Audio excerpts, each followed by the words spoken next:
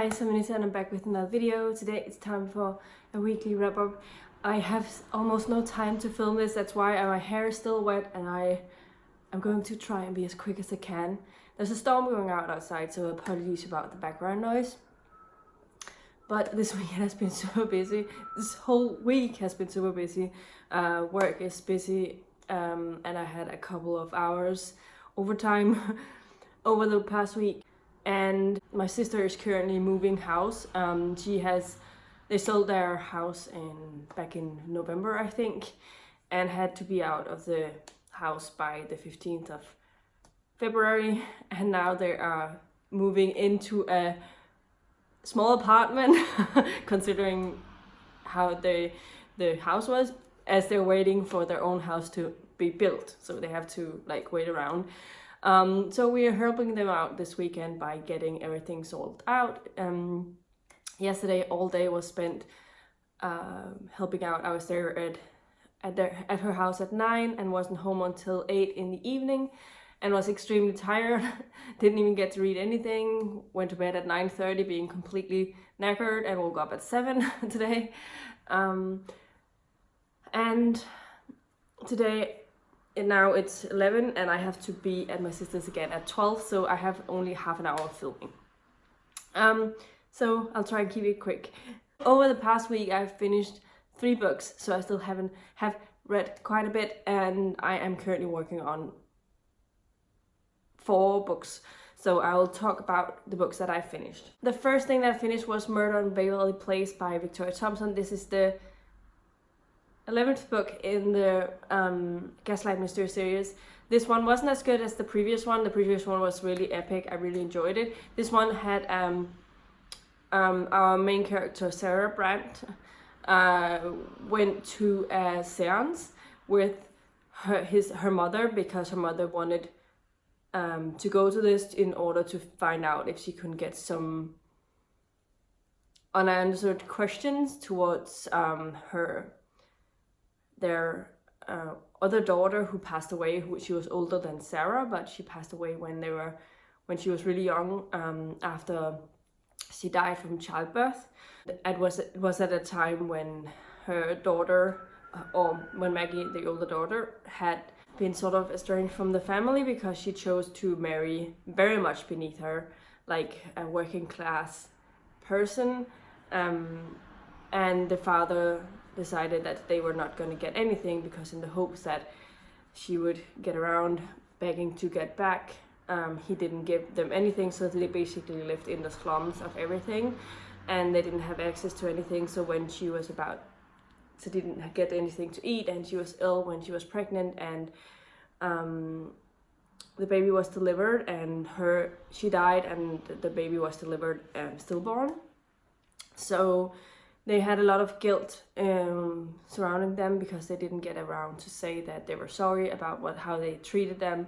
And so her mother wants to try and seek some sort of closure. Sarah doesn't believe in this thing, so she is very much reluctant to go, but goes along because of her mother being in a difficult situation and understanding that she wants to get some sort of closure, and hoping that it will help her. Not at that seance, but at seance later, when her mother goes again without Sarah knowing, a person dies at the seance, and so this starts a sort of investigation. Overall I enjoyed it, but it wasn't my favorite in the series. It's still like a 4-star read for me. I keep enjoying them, but this one had the topic of the mystery wasn't as engaging as they usually are, which I think is why I didn't enjoy it as much.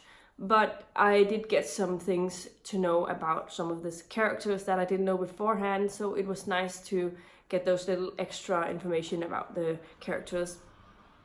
So for that reason I give it a 4 out of 5 stars. The next one I read was Widow's Web by Jennifer Estep. This is book 7 in the Elemental Assassin series. The Elemental Assassin series followed Jen Blanco. Jen Blanco is an elemental. She is also an assassin known as the Spider. Or well, at this point in time she says that she's retired, but people still come around trying to kill her, so and in order to protect people around her, she still does some things. And in this one, Jin, like a new person comes to town who turns out to be her Owen, who is her lover, partner, boyfriend of choice, his ex-girlfriend. And Owen has had a weak point of believing everything that girl says. She's very manipulative and has like him wrapped around her finger. It turns out after not long into the book, Owen's younger sister demands and asks Jen to kill her because she's literally dead scared of that girl, because of reasons that she hasn't been able to tell her, and Owen doesn't know about. And another one also wants her to kill this girl, but Owen keeps saying that they need to give Selena a chance, even after multiple things happen.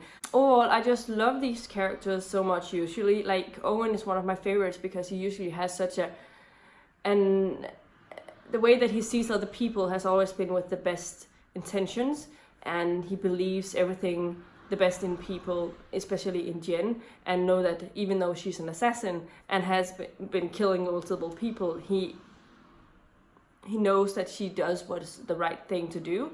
So in this one, when she wants to get rid of his ex-girlfriend, obviously it causes a lot of difficult situations, and I understand where he's coming from in that situation, but I don't understand how he could get manipulated so much because of how intelligent he usually is and smart, and how he usually is able to see who is a good person, who is not. So that really annoyed me. And even after Selena attacked Jen while Owen was watching, and like she almost died of it, and she almost killed another person who's worked like a dad to Owen, and he finds out that his sister, little younger sister, was almost drowned by this girl. He still isn't able to see that she is absolutely too dangerous to have around in this world.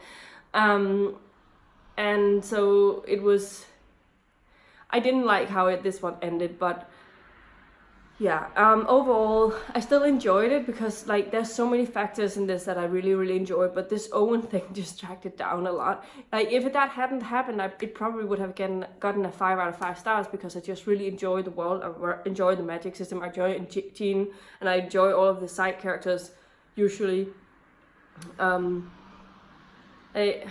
I don't know. I was so conflicted when I had to give this rating that I used the call pile system that I've used before to determine my factor, and it overall gave a 7.20 something in the rating score, and which is a 4 out of 5 stars. So I still really enjoyed it and gave it 4 out of 5 stars, but there was just some things that I really didn't, that bothered me a little bit. And the last and final thing that I finished over the past week was The Thief by Megan Whalen Turner. This is the first book in, is it just called The Thief? I don't know what the series is called. Or something about Natalia, maybe? I don't know. But this one follows Eugenides. Eugenides is a thief, and he is sort of rescued from prison when this king's scholar, who's known as the Mage, is rescuing him, and Eugenides has to help him steal this really old object, which is so rare that it almost seems like a myth to people. So this is basically what this specific story is about how him getting this item, stealing it from wherever it is. And the first half of this was a bit boring, I'd say. It was really, really slow going. There was not a lot of things happening, but whereas the last half of it seemed to really build on some things. And I've heard that the second book is amazing, so this is just sort of a setup to the series, and I did enjoy the characters quite a lot, but I'm very, very interested in the second one, The Queen of Atolia, because that sounds like something that book sounds like something I really get to enjoy. So the overall rating for this book was 3.5 stars, but I still, as I said, I did enjoy it, so I'm happy to say that. The things that I've been working on over the week, I am still obviously working on Jonathan Strange and Mr. Norrell. I have not read so much this week because I have been really, really tired when I got home. But I am on chapter 34, page 369, so I think I've read another 60 pages over the past week, but that's fine.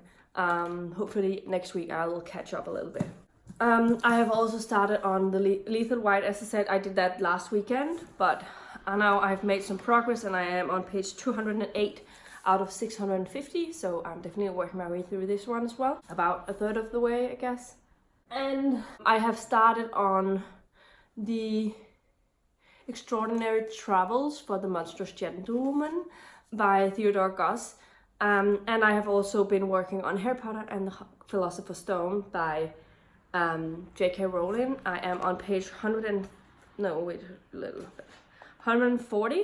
So I've read the first 7 chapters. I'm about to start chapter 8. They've just arrived at Hogwarts and been sorted into their house. So yeah, but I'm enjoying it. It's fun to reread this. It's very like cozy and all of the things that I remember from it. The first 2 books were never my favorites. All over favorites, but I do really enjoy them because they have a lot of things that I like and the introduction to the world and stuff. I'm enjoying it, as I said, and it's fun to be back in this world. Next week I'm planning on starting on Murder Most Frothy. That's, I think, the only audio I've left that I have to read this month from my TBR. The rest I have to read after that is just for my own pleasure. Extremely happy about what I'm working on right now. I'm enjoying the majority. I'm still reading quite a bit, so that's definitely great. Even though I'm very busy, I still get through quite a few books because I'm able to listen to audios at work, so that helps out a lot. And I still think that I will continue to do so over the next week. Maybe not as much, but we'll see how it goes. But